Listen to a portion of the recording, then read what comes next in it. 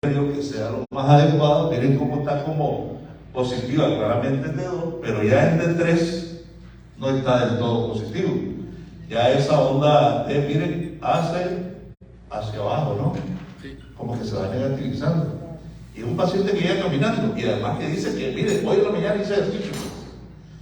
Bueno, y luego está esta situación que ustedes pueden ver en ABF, que a mí al menos me llamó la atención.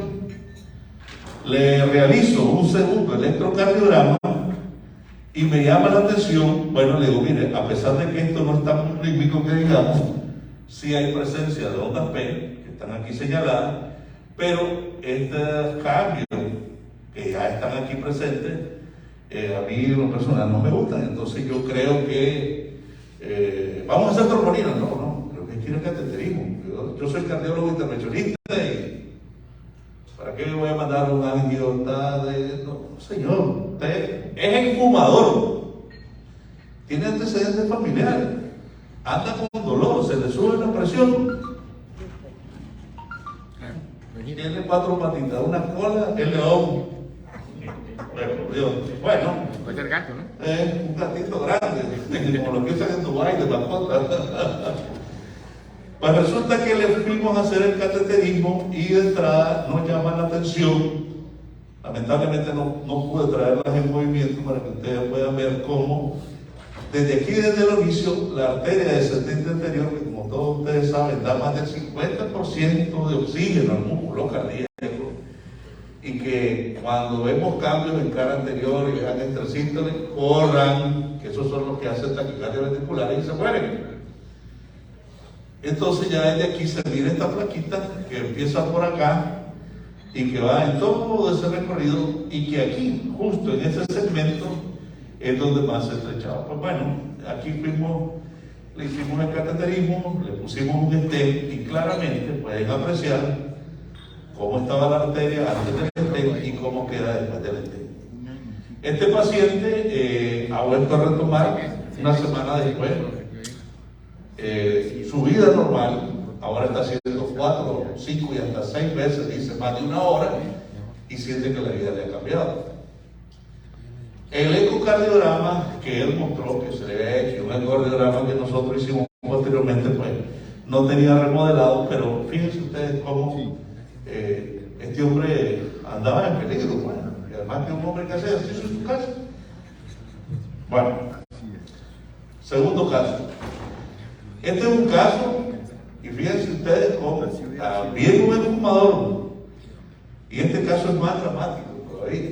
Este es un paciente de 73 años, exfumador, con dislipidemia, diabético desde hace 30 años. 30 años siendo diabético, o sea, casi la mitad de su vida. También dice que camina, que hace ejercicio de forma regular, pero ya no hace 1 hora como el otro, lo hace 30 minutos, 3 a 4 veces por semana. A su hermano se le había hecho un cateterismo hace 2 años. Hay muchos hipertensos y también pues llega con dolor, que en la última semana con esfuerzos que ya son leves, no son moderados. Y lo que hace que su hija me lo lleve, que además es médico, es que estando en un paseo familiar en Managua, de repente siente el dolor y le dice a la hija, no, hasta aquí llego, ya no puedo seguir caminando. Pero papá, ¿qué tenés? No sé, si acabamos de comer. No, aquí me quedo. Se agarró el dolor al hombre y a esa hora pues vamos a correr. Además, lo preocupante es que este señor había ido a una emergencia. Le tomaron un electro y le dijeron que estaba normal. No le hicieron enzimas cardíacas. Fíjense ustedes, 30 años de ser diabético. La quina no va a llegar, aquí estoy, yo soy. Está enmascarada. Bueno, le hacemos el electrocardiograma de urgencia y ¿cómo lo ven? Tuvo infarto. Miren. Está infartado. Y entonces me dice la hija, bueno, me dice, es que le habían hecho un electro y dice que hay un bloqueo de rama y que por eso las ondas T negativas, que no sé qué. Órale. Entonces, bueno, ¿usted qué piensa? ¿Qué quiere cateterismo? No, pero dámosle encima. ¿Para qué? Está con dolor, lo estás trayendo porque no pudo seguir caminando. Tiene 30 años de ser diabético, un fumador. Ya quédate pues. Bueno, vamos adelante. Y nos encontramos con esta terrible situación. Este es el tronco común, este es la descendencia anterior que tiene una placa crítica, justo en el origen del área. Y aquí, en el tercio medio, ese punto blanquecino es un tronco que está ahí, fluctuando, haciendo un vaivén. Y aquí el vaso es fino, como todo diabético hace que los vasos se pongan finos, disminuyen su radio. Pero lo dramático en este señor es que vamos y en una proyección vemos que la circunfleja tiene lesiones distales, tiene lesiones en tercio medio, pero además su primer ramo marginal, que es un buen ramo que ya casi está allá al ápex, también tiene enfermedad. Y entonces, ¿qué hacemos? Esta es la que lo va a matar. Y una vez recuerdo que el doctor Soto, que es cirujano cardíaco en el hospital militar, le dice: si usted le revasculariza la de allá, ni me lo mande. Claro. ¿Por qué? Es que aquella no tengo necesidad de irlo a operar, porque ya el 50% más del músculo cardíaco ya está revascularizado. Entonces, siempre los pacientes que son familiares de nosotros son difíciles. Y aunque el familiar te diga: no, lo que usted diga, todo, más miedo todavía. Entonces negociamos y decidimos con la hija en común que le arreglábamos la que le estaba dando el problema, poniéndole un stent, ¿verdad? Que fue casi desde el origen hasta donde nos dio, porque le pusimos uno de 38 que es de mayor longitud, y acordamos que estas lesiones iban para 4 o 6 semanas después y que había que ponerle cierto tratamiento. 30 años con 2 tipos de insulina, con eso. Y los nuevos, a nadie se le había puesto. Porque evidentemente va a dejar a hacer un fallo cardíaco. Entonces hay que actualizarle también la medicación. O sea, hay que ir saliendo de la insulina y poniendo las nuevas. Los nuevos fármacos que tienen peso y que tienen evidencia, que disminuyen la mortalidad y que les va mejor a los pacientes. Y que el paciente tiene que entender que no es que, como me decía uno, es que usted le haga un viaje a Europa. Es que no voy a Europa porque ya viví 6 años. Así que a mí no me cae eso. Es simplemente que a vos te gustaría que le dieran a tu papá y a tu mamá lo mejor, entonces al paciente también. Vos decís: si él puede y hace el sacrificio de comprarlo, genial. Si no puede, ya eso es otra cosa. Porque si pudiéramos todos comeríamos salmón todos los días. Pero nadie en este país come salmón todos los días, es muy caro. Entonces ya eso es otra cosa, es otra plata. Bueno, en este caso la verdad es que fue dramático, porque el pobre Renante no se murió porque él después me dice: la verdad me dice que sí tenía taquicardia, pero nunca lo había dicho. Claro que se daba con eso. Este es el paciente más joven de los 3. Este es un paciente compartido con el doctor Meneses, un paciente masculino de 70 años, también es fumador, dislipidemia, hipertenso, no es diabético, realiza ejercicio de forma regular, tiene antecedentes patológicos familiares negados y está en consulta para una valoración preoperatoria de una cirugía. Y ahí parece que dijo que tenía unas molestias así, pero no fue nada. Sin embargo, se le hizo un electrocardiograma y el colega que lo estaba viendo no lo consultó. Y entonces vimos este electrocardiograma. Y entonces un electro que te queda ahí, ves esto, el dedo largo, y qué está pasando aquí. Y es un paciente haciéndose una valoración preparatoria para algo normal, nada del otro mundo. Sin embargo, pues él ha tenido una molestia ahí. Entonces, bueno, pues lo que tiene, lo tiene ganado, ¿no? Pues fuimos a hacer con el doctor Meneses el cateterismo y miren ustedes cómo parecido, muy parecido al primer caso, desde casi el origen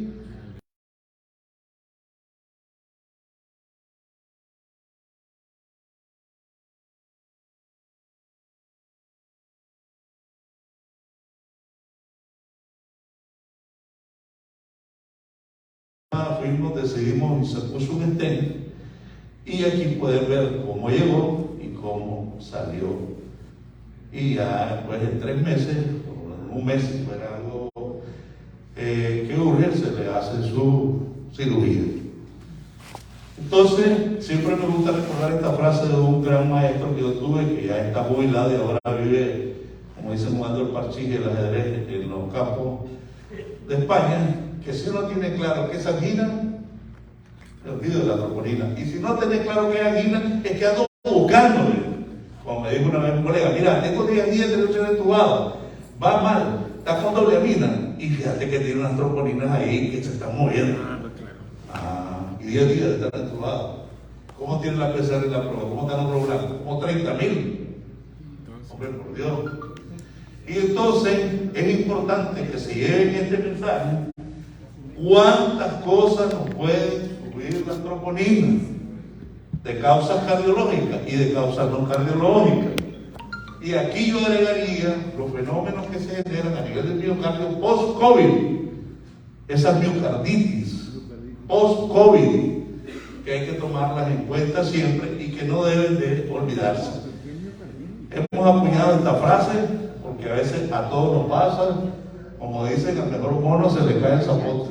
Y el corazón no solo te traiciona en el amor, sino que también en la enfermedad y nos engaña.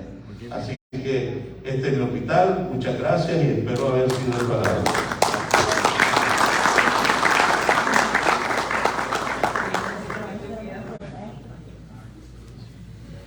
Muchas gracias, doctor Girón. Vamos a hacer la entrega acá del certificado de participación por esta ponencia maravillosa. Muchas gracias. Muy bien.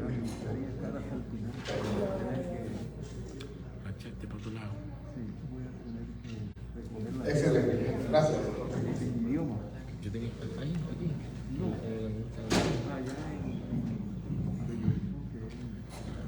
Mi hijo está en San Agustín, pero voy a recoger a mi cuñada. Ahorita media hora sale. Bueno, voy a hacer una autopresentación muy breve. Me toca el siguiente tema, que es de puentes intramiocárdicos. Yo soy el doctor Daniel Meneses y tengo el placer de dirigirme a ustedes en este campo de la cardiopatía isquémica. Llevamos algunos años trabajando como cardiólogo y cardiólogo intervencionista.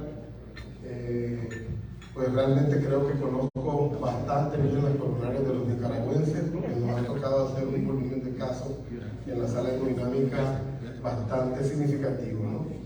Entonces, aparte, hemos incursionado en el tema de la investigación y en la docencia también. Hemos tenido el placer de terminar el primer cohorte del curso de especialidad de cardiopatía isquémica con la UNAM Managua, que ha sido realmente todo un éxito, que ha tenido ya un par de representantes insignes de ese grupo y esperamos continuar con esta labor. El tema que voy a abordarles es puentes intramiocárdicos.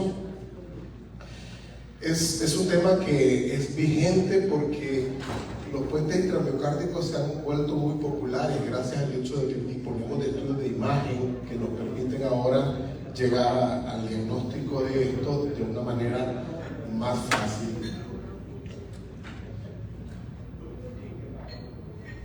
Bien, los puentes intramiocárdicos se definen, ¿la que sigue?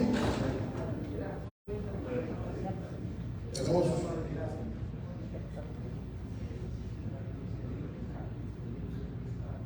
básicamente se van a definir como segmentos de las arterias coronarias que se tunelizan dentro del músculo. Es decir, las arterias coronarias que deberían coronar, rodear por fuera el corazón, a veces se les ocurre la buena idea de sumergirse en el músculo cardíaco y volver a salir. Entonces, a eso es lo que se le llama puente intramuscular. Es una entidad descrita desde el año 1737, pero fue descrita como un hallazgo, vamos a decir, casual, y en esa época se pensaba que era como una condición relativamente benigna. Obviamente estos hallazgos fueron de autopsia en esa época, y los primeros estudios de puentes intramiocárdicos se realizaron sobre todo en cadáveres.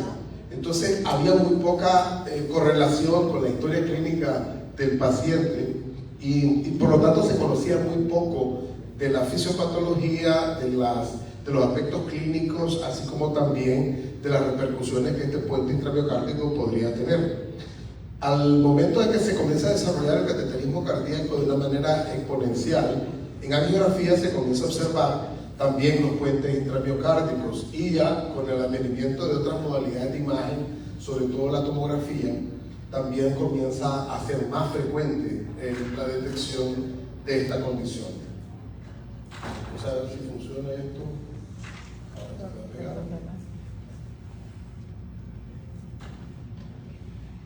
¿La que sí?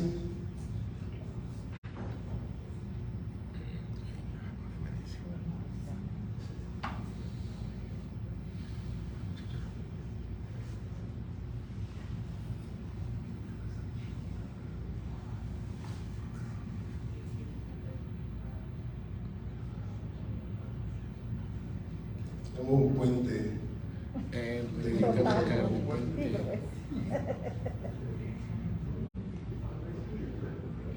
Parece que también se resuelve. La que sí. Sí, aquí se puede ver la descendente anterior. Aquí se puede ver en una visión externa cómo hay un segmento arterial que se tuneliza. La que sí. Ahora, los estudios de prevalencia van a variar mucho en dependencia de la técnica que se utiliza para hacer el diagnóstico. Cuando el diagnóstico es fundamentalmente en post-mortem, en autopsia, la prevalencia suele ser más alta, y cuando los estudios se hacen con tomografía o angiografía, la prevalencia es un poco más baja. De manera general, yo cito este metaanálisis que hizo una revisión exhaustiva y estima que aproximadamente hay un 19% de prevalencia general de puentes intramiocárdicos a nivel general. ¿Es que sí? Es llamativo que la arteria descendente anterior es la que más se encuentra comprometida en la mayoría de los casos. Bueno, decía que durante muchos años un puente intramiocárdico pues, representaba una curiosidad, una variante nada más de las arterias coronarias, pero de repente comenzaron a publicarse artículos que decían de que estos puentes podían asociarse a entidades como estas: infarto agudo del miocardio, la que sigue. Y en la actualidad conocemos que los puentes intramiocárdicos están relacionados con diferentes manifestaciones clínicas, como son la angina de pecho, disnea, infarto del miocardio, arritmias cardíacas, algunas de ellas graves, síncope, función ventricular izquierda deprimida, bloqueo de la rama izquierda, aturdimiento miocárdico, síndrome de valoramiento apical, que es el Takotsubo, muerte prematura después de un trasplante cardíaco y muerte súbita cardíaca. Entonces ahora ya tenemos otra visión de los puentes intramiocárdicos. Ya no son hallazgos anecdóticos ni son entidades benignas, sino que se trata de entidades potencialmente peligrosas en algunos pacientes en particular. Desde el punto de vista anatómico, les decía que el puente intramiocárdico más relevante y más comúnmente se encuentra a nivel de la arteria descendente anterior. Generalmente puede ser que este puente sea superficial, es lo más común, menos de 2 milímetros de profundidad, y eso tiene que ver mucho con el impacto, con la fisiopatología y la clínica que va a seguir. Los puentes que son superficiales, vamos a decir que suelen tener una connotación de benignidad. Muchas veces los encontramos en angiografía coronaria, como el caso que citaba el doctor Girón. A veces estamos buscando lesiones ateroscleróticas y al lado distal encontramos un puente intramiocárdico superficial que no le damos a veces mucha importancia. Pero si este puente está más de 2 milímetros inmerso en el miocardio, puede representar también una amenaza mayor. Así también si el puente es más largo, pero también medio, así como también algunos ramos diagonales y menos comúnmente en otros segmentos de las arterias coronarias. Aquí vemos cómo puede encontrarse un puente parcialmente tunelizado, ya un puente más profundo, etcétera, etcétera, que pueden representar el rango de estar el paciente sintomático hasta tener síntomas potencialmente atribuibles al puente. Desde el punto de vista fisiológico, es importante ver si el puente ofrece esto que nosotros llamamos milking, que es una desaparición del vaso epicárdico en el momento que se produce la sístole. El milking a veces puede ser muy llamativo, a veces puede ser sutil y ser provocado por la inyección de nitroglicerina, pero lo que el Milking denota es que hay una fisiología coronaria francamente alterada en ese segmento arterial. ¿Qué sigue? Este es otro ejemplo aquí, cómo se consigue incrementar la visión de Milking tras la inyección de nitroglicerina coronaria. Hace como unos 15 años se consideraba incluso que era un test de mucho valor para saber si se estaba generando isquemia miocárdica o no al inyectar a nivel intracoronario la nitroglicerina y observar el comportamiento de los puentes. Hoy en día no es lo que realmente utilizamos para el diagnóstico de isquemia miocárdica. Bueno, recordándole su clase de fisiología, recuerdan la ley de Poiseuille, ¿verdad? Todos se acuerdan perfectamente. Q igual a delta pi r a la cuarta sobre 8NL. ¿Ok? Entonces, descomponiendo la ley de Poiseuille y exclusivamente aislando lo que es el estrés de la pared, entonces encontramos este factor que se llama fuerza de cizallamiento en español, pero que en inglés se conoce como shear stress. El shear stress es una fuerza de cizallamiento de la pared. Y es importante entender cómo este shear funciona. Si hay un flujo así, de tipo laminar, ordenado, en una arteria, vamos a decir, sana, entonces vamos a medir generalmente un shear stress que va a ir entre 10 a 70 tina por centímetro cuadrado. Esto es el shear stress, el valor normal. En ese rango de normalidad, la arteria no tiene estímulos proateroscleróticos. Pero si el shear stress se disminuye de forma significativa o si aumenta también en forma extrema, podemos encontrar tendencia a la aparición de aterosclerosis. A la que sigue. Aquí vemos cómo es el comportamiento entonces en una arteria con un shear stress adecuado, arriba de 15 dinas por centímetro cuadrado. Ese flujo laminar induce a la producción de algunas sustancias o péptidos que mejoran la salud endotelial, que promocionan el flujo, y aquí vamos a tener, digamos, el modelo ideal de una arteria, pero cuando el shear stress se reduce, como esta, en la cual está menor de 4, vamos a tener que se despiertan mecanismos aterogénicos, como son la liberación de una cantidad apreciable de sustancias proinflamatorias que inducen a la migración de linfocitos y de macrófagos para iniciar el daño aterosclerótico. Entonces es muy sencillo. Un shear stress normal de 10 a 70, bajo shear stress igual a una tendencia de no tener placas ateroscleróticas. La que sigue. Y es por esta razón vamos a tener que las lesiones ateroscleróticas, por ejemplo en los vasos carotídeos, van a tener un sitio muy selectivo en los bordes, ya que aquí vamos a encontrar un bajo shear stress en la parte proximal, o en la zona de un shear stress alto, que es la parte que está dentro del miocardio, la parte tunelizada. Entonces, esto tiene que ver con el hecho de que, como el shear stress en la parte del túnel es alto, aquí casi nunca vamos a encontrar placas ateroscleróticas, pero aquí, en la parte proximal, donde el shear stress es bajo, frecuentemente hay placas ateroscleróticas. Y este es uno de los mecanismos por los cuales los puentes pueden llevar a isquemia miocárdica, por el desarrollo de placas ateroscleróticas en el segmento proximal. Esta es la morfología inicial de un puente intramiocárdico, vamos a decir que tiene 20 años o 30 años. Secundario, un incremento del estrés parietal, o secundario que exista disfunción diastólica por la edad o por hipertrofia, por la hipertensión arterial. Esas van a ser condicionantes para que se desarrollen entonces estas placas ateroscleróticas y los cambios, y el paciente que ha tenido toda su vida ese puente intramuscular comienza a experimentar síntomas.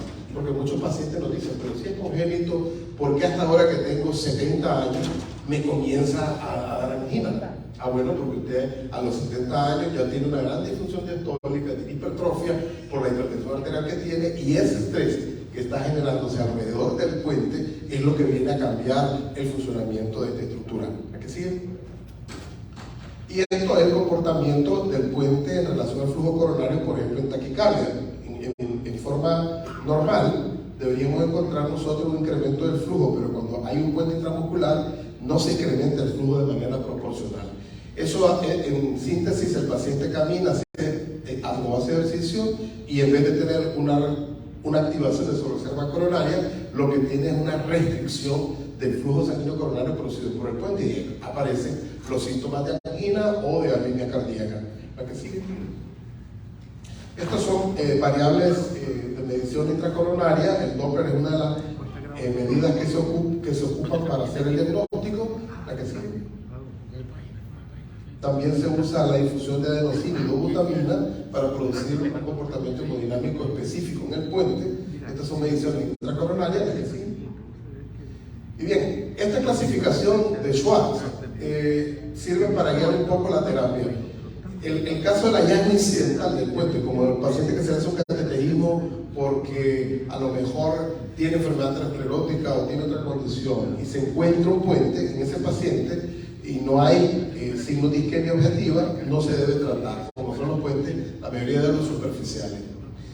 El tipo B es aquel paciente donde se ha demostrado que existe isquemia. Por ejemplo, un paciente que se hace una prueba de esfuerzo, se demuestra que es isquémico, se manda a cateterismo y lo que se encuentra es un puente intramuscular sin lesiones obstructivas ateroscleróticas. Ese paciente sí requiere medicación, bien con beta bloqueantes o con calcio antagonista.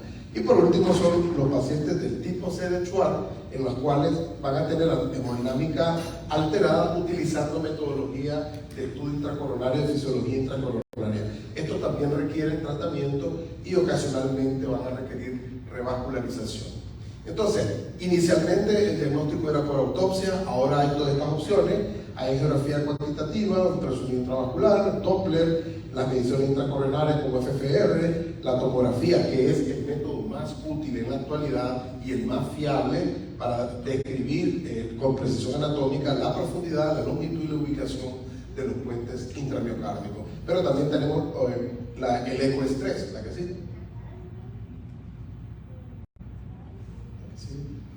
Ese es, por ejemplo, los métodos utilizando dobutamina y ecocardiografía. Se puede ver acá que tras la infusión de dobutamina comienza a haber un efecto de valoramiento del tabique interventricular. Este es un hallazgo que se ha mostrado en algunas series pequeñas, pero que sugiere que podría ser un método para hacer el diagnóstico de puente intramiocárdico, sobre todo de la arteria descendente anterior. También el ultrasonido intracoronario ha sido utilizado típicamente este signo de la media luna. Es un hallazgo que permite hacer el diagnóstico del puente intramiocárdico también, la que sí. También el Doppler intracoronario con el efecto de incremento de la presión sistólica durante la infusión de dobutamina, es otro de los métodos utilizados, así como el uso de la reserva de flujo fraccional. El tratamiento, vamos a hablarlo brevemente. A alguien se le ocurrió algún día quitar el puente, hacer una miomectomía, se hace una exploración y hubo unas pequeñas, vamos a decir, casuísticas que se acumularon en el tiempo. La que sí. Esta casuística está acá resumida. Básicamente, algunos pacientes, desafortunadamente, después de que habían sido liberado el puente, volvían a tener los mismos síntomas. Y entonces se quitó el entusiasmo sobre la cirugía. Sigue como una opción, pero muy lejana. Es muy raro que mandemos a un paciente a hacer una cirugía por un puente intramiocárdico. ¿La que sí? Pero ¿qué pasa con los stent? Bueno, los stent también han sido probados en grupos pequeños. El detalle ha sido de que algunos pacientes pues vuelven a tener también el cuadro anginoso y otros pacientes han tenido ruptura intracoronaria por la alteración significativa de la anatomía, y otros pacientes hacen lesiones ateroscleróticas posterior al implante del stent. Me refiero anatómicamente en el sitio distal donde se ha implantado el stent. Es decir, con el stent podemos crear una situación de un bajo shear stress en forma artificial, y ese bajo shear stress genera placa aterosclerótica. Ahora, nosotros ponemos stent en puente intramiocárdico. Tenemos algunos casos con el doctor que hemos hecho, algunos colegas y médicos incluso, que se les ha puesto, le hemos puesto stent, pero son casos extremos donde ya el paciente había recibido terapia médica, tenía mucha sintomatología y afortunadamente pues la evolución de los pocos casos que hemos decidido poner stent ha sido bastante buena. Sin embargo, la que sigue, nosotros insistimos mucho en el tratamiento médico. Básicamente la clave de un puente intrapiocárdico. Acabamos de hacer un caso de un puente la semana pasada terrible que se los quería mostrar, tal vez lo subo ahí en las redes sociales, y un caso impresionante con un milking tremendo. No obstante, la señora ha mejorado mucho el tratamiento médico, de manera que decidimos esperar. ¿Y cuál es el tratamiento médico? Va a depender mucho de si tiene síntomas o no tiene síntomas. Si el paciente tiene síntomas, entonces se va a privilegiar el uso de un beta bloqueante, así como un calcio antagonista. Pero, sobre todo, hay que incidir sobre el resto de factores de riesgo cardiovascular o coronario, porque estos pacientes, repito, tienen alta prevalencia de placas proximales al puente, de manera que hay que corregir el tema de la diabetes, la hipertensión, la dislipidemia, etcétera, como en un paciente de alto riesgo de desarrollar aterosclerosis. Reservar los tratamientos ya intervencionistas o cirugía solo para el paciente rebelde, a pesar del tratamiento médico máximo. Los pacientes que no tienen síntomas, en general, no es necesario o no está justificado iniciar una serie de terapias. Sin embargo, de manera empírica, nosotros y en todo el mundo intentamos cubrir, por ejemplo, con estatina, con alguna antiagregación básica, en dependencia incluso de la edad, porque de repente estos puentes pueden precipitar, como hemos visto, en síndrome coronario agudo. Tenemos pacientes que hemos revascularizado en el contexto de un infarto por puentes intramiocárdicos y gente joven, de manera que le mantenemos un nivel de respeto bastante alto. ¿A que sí? Es lo que quería compartir con ustedes. Muchísimas gracias. Yo mismo voy a entregar el certificado de participación ahora mismo.